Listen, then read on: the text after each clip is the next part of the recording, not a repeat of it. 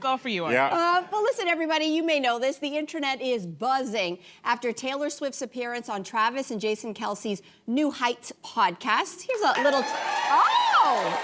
Okay. You're excited. All right. Here's a little snippet. Take a listen. Everybody watching the show is currently asking, why are you coming on the show? Why New Heights? What are you doing? You have so many better things to do with your time. This podcast has done a lot for me. I owe a lot to this podcast. This podcast got me a boyfriend ever since Travis decided to use it as his personal dating app about 2 years ago. So worked pretty good. Yeah. Cute. Just a little snippet. It was a 2-hour-plus interview. She revealed a whole lot of Easter eggs about her upcoming album, The Life of a Showgirl, which she revealed on the show. It also gave us a really rare glimpse into her relationship with NFL star Travis Kelce there. So we're going to pull some parts out of this. Andrea, what was the part of the podcast that surprised you the most? Okay, first of all, as a person who in the very, very early stages of this relationship, I'm not saying I was the first, but was one of the first who said that this was it. And so watching the chemistry between these two, I feel some kind of like power. I'm like, yes, I made this happen. You did it. I am the matchmaker. But aside from that, there was a great moment during this interview that made me feel like, you know what?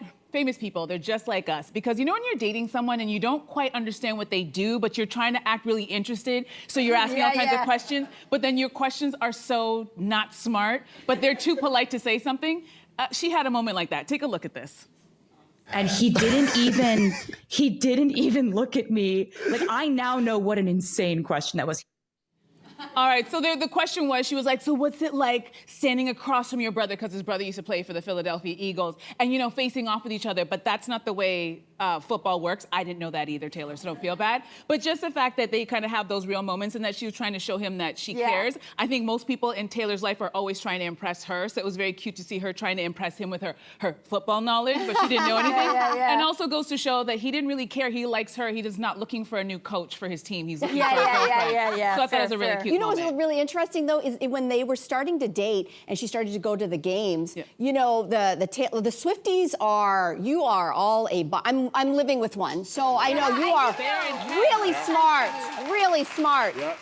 But there were some Swifties who were like, you know why this is a match? Because she grew up watching football with her dad and she knows so much. And then you guys all remember the story where they thought it was a leaked letter that Taylor wrote, and she was writing like basically plays for the Kansas City Chiefs. And then it turns out everybody was wrong. She doesn't know a thing about football. Everybody was wrong. So it was an interesting revelation. It was very cute. I thought that was the longest time a lot of Swifties have spent listening to a football player. 2 hours. Yeah, 2 hours is the longest time they ever spent with a football. But I love it. I love that she's creating from a joyful place and she's showing it. I'm not afraid, because we've romanticized creating from pain. And I love that someone with that platform and stature is being like, no, you can also create from a happy place, regardless of like what's going on. So I think that's really cool. That's really lovely. And she's showing that she's fearless and that there's no bad blood between her and, you know, her exes and stuff. That's me referencing. Nice. By the way. That was very I'm really cool. Nice. I'm really cool. She's also showing that she's listening to the critics, because a big criticism of the Tortured Poets department was that it could have maybe used some editing, because there are 31 songs on it. And so she said this new album is just like, it's coming from a place of like pure joy and only 12 songs, which is like, that's like an album, right? That's all we need. Exactly. That's all we need. Especially because she has to go back and bake like bread and stuff, but she has no time to create 31 songs. No, who does that? What I loved everything about this, first of all, for the record. Here's what I really loved about this. We've talked a lot on the show about toxic masculinity. The world is full, especially in the world leader department. There's a lot of examples of toxic males doing toxic male things. What I loved about this podcast was you see brotherly love. Those two, if you listen to the podcast, they just ride or die for each other. It's a beautiful thing to see the way they're so emotional and open with each other emotionally. But I think that everyone's saying, well, okay, we know what toxic masculinity is, but what does healthy masculinity look like, sound like? And there's going to be many examples. I just don't know how many we can point to. But listening and watching to that last night, I said, these are two beautiful examples of healthy males. And I thought, how simple that is. So for me, what I loved was, and what is healthy masculinity to me? These guys were emotional. They were vulnerable. It was not these guys chest beating, going, I'm better than you. You had Travis saying, I am in awe of you, Taylor.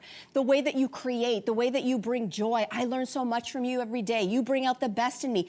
More of that. Do you know how many millions of people have watched that? That is a beautiful, But you know how many millions of people of Nice Boys who are listening to this and just being like, hi, over here. We've been like that for so long. And I just think sort of the bad boy energy is so much more salacious and gets so much more attention. I think Travis is probably, like, he seems like a really good guy.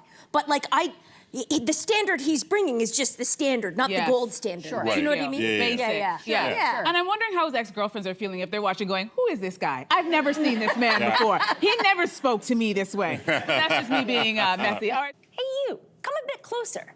We've got so many more must-see interviews, spicy debates, lifestyle tips, and pop culture moments.